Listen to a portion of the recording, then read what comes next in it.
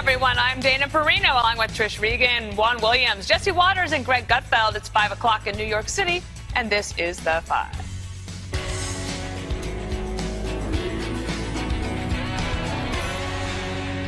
President Trump celebrating what he's calling incredible economic growth after a big boost in GDP. The economy growing by 4.1% in the second quarter. That's the fastest expansion, nearly in 4 years. I'm just so overwhelmed. The president touting the increase as sustainable and saying more good news is going to come. We're on track to hit the highest annual average growth rate in over 13 years. We're going to go a lot higher than these numbers, and these are great numbers. When I meet the leaders of countries, the first thing they say invariably is, Mr. President, so nice to meet you. Congratulations on your economy. You're leading the entire world. America is being respected again, and America is winning again because we are finally putting America first.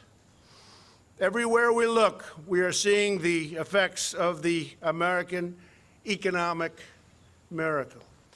All right, Jesse. So one of the things about this is that we had 4.1% growth back in 2014. Doug Holtz-Eakin, the former CBO guy, was on the 2 o'clock show today and said the difference this time is that the economy was growing in all the right ways. And so he does think it is quite sustainable.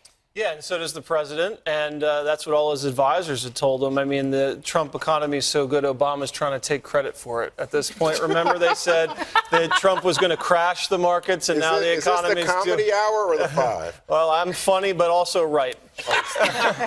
But remember, they said Trump was going to crash the economy, and now it's doing well, so they want credit. You just pick one, Obama. I mean, Obama mocked President Trump for saying he could get to 4%, and now he's there, and all the naysayers are saying, oh, well, now it's not sustainable, the same people that said it wasn't possible. And he's done this through tax cuts, deregulation, and energy production. But let's just compare under Barack Obama. I think the final year under Obama, it was 1.5%. He never hit annually 3% GDP, and Trump's on pace to beat that right now. And I think under Obama, they lost 200,000 manufacturing jobs over 8 years. Trump has already added nearly 4,000 manufacturing jobs. These numbers are terrific. Consumer confidence is up. Wages are up a little bit. They could be higher. 4 million jobs almost created since his inauguration. So good news all around. If he can just stay strong on the economy, focus on law and order, get these judges in, and get some trade wins before the midterms, he'll be able to get his approval rating up to the high 40s, which is going to be really important going into November. Certainly be helpful. The other thing, Trish, I wanted to ask you about is the personal savings rate was actually a lot higher than economists thought. And that's good news for the health of the country overall, right? Certainly. I mean, that said, I would just say that you do want people to be out there spending. And I do think that people are more confident right now. You mentioned consumer confidence, consumer sentiment.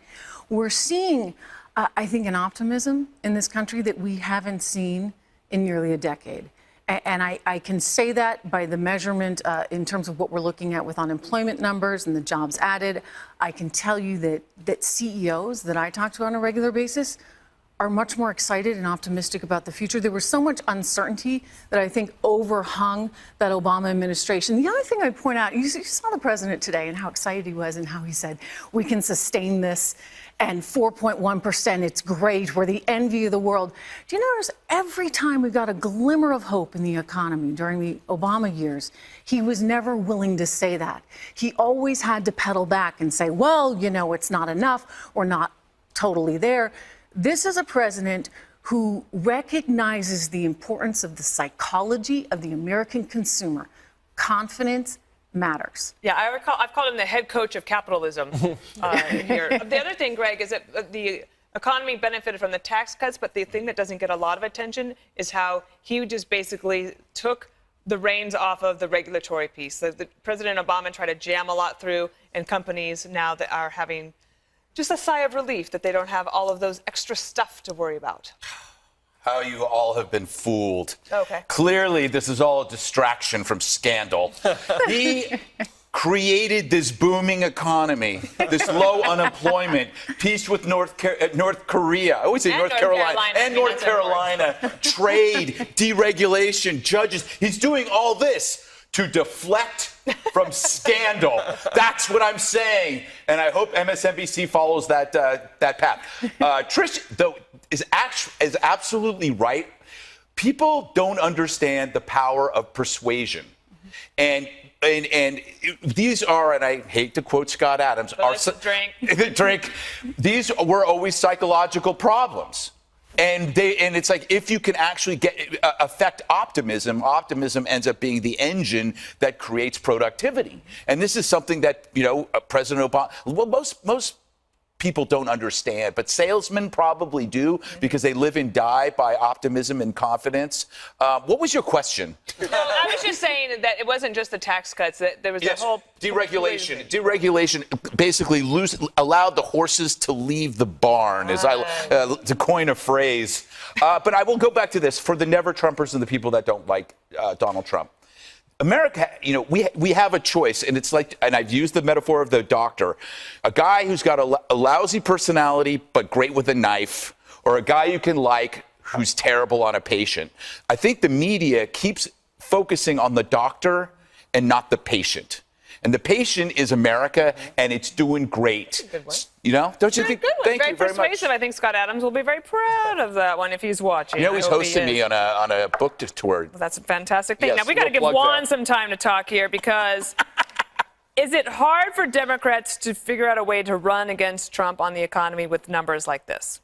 No, but first let me just say that I think it's great news for the country. So the thing about it is that the salesman part is exactly, Dana, what opens Trump to critics, because people will say, you mean you're taking credit for everything? I thought we just had a record number of quarters of sustained growth coming out of what people, I think, across the aisle call the Great Recession, and that it was a tremendous recovery, mostly under President Obama. Obama had since World War II. Please, are you kidding me? No, I'm not kidding you. It's the slowest I'm telling because you the truth. No, but that analysis requires you to imagine that somehow, we could have come out faster out of this Great Recession. Can I tell you, And I don't think economically speaking, historically speaking, every time you have had a recession, you do actually spring back, and usually the numbers look considerably better. Yeah, but you don't understand that this was the worst recession, Tris. This is the worst recession. This is the worst the country had been since the Great Depression. So what we have now is a situation where things are going, I say, full guns, big boom, whatever. We've got a $20 trillion economy. We've got near full employment. And so the question is, how much growth? So today, the president's emphasis was on this is going to be sustained. But what you hear from the economists is that, hey, you know what? Part of this is that people were worried about the trade wars. And so a lot of, for example, Chinese buying soybeans was pushed way ahead in this quarter. What you get is a situation where wages still lagging. These are reality. Three things disjointed together. You made a list of things because the news is so good. If you step outside the snow globe of, say, like CNN, which only focuses on porn stars and lawyers, you realize we're on the verge of a pretty awesome age. I would hope so, but I'm just telling you that if you look at the reality, we passed tax cuts, or the president put in place tax cuts that we saw this week are driving deficits at a higher rate. How is it that liberals have suddenly become fiscal conservatives? No, I'm just telling you. No, I can try to change the topic, but sometimes you got to spend a little to get a little, right? You got to spend a little to get a little. Well, we have a lot, and so I do think it's worth asking. Then, what are we going to do about spending? You in need the future? the growth. But I want to play this because here's a possible solution for Democrats. If you follow her lead, watch. If people pay their fair share, if corporations and the ultra wealthy, for example, as Warren Buffett likes to say, if he paid as much as his secretary paid, if we reversed the tax bill but raised our corporate tax rate to 28%, which is not even as high as it was before, if we do those two things and also close some of those loopholes, that's $2 trillion right there. If we implement a carbon tax, that's an additional amount of a large amount of revenue that we can have. Just last year, we gave the military a $700 billion budget increase, which they didn't even ask for. What we need to do is reprioritize what we want to accomplish as a nation. Jesse? I heard today that she actually has an economics degree. And that's just astounding because it didn't look like someone who was versed in economics talking about that. She was looking at her notes the whole time. She's talking about how. What's wrong with that? Oh, I mean, yeah, but you speak like a linguist, though. I mean, she's just trying to keep it simple for the folks. You're going way over their head.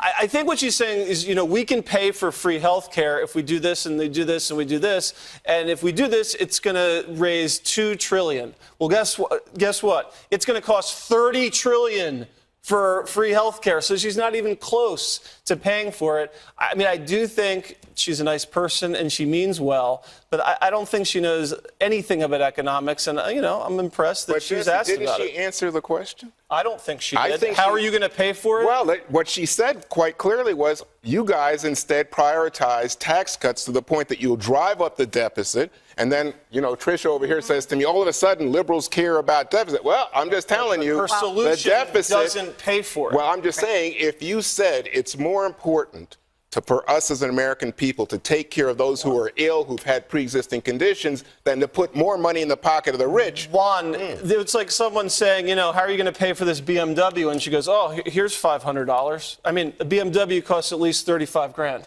Well, I'm telling you right now, you can have added money if you were to say, you know what, here's our priority. We want to take care of people who are ill. Well, maybe in our she just said if we had an investment. All right, Greg's got the last word. All right. Here's the issue. Nothing that she says pertains to wealth creation. This is always the difference between the left and the right.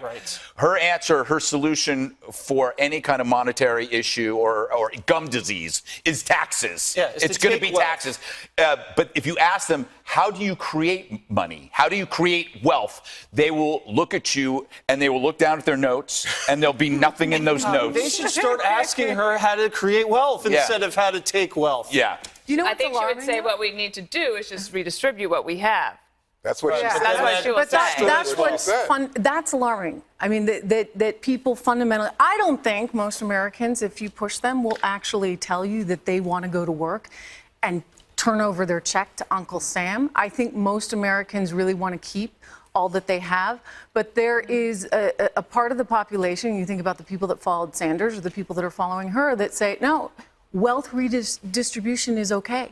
Yeah. That's the way they want to live. All right, Juan, we got to go because we've got so much good stuff coming. coming. Let me just make one last point. We have too much income inequality, and it's becoming a political liability for you guys. Growth.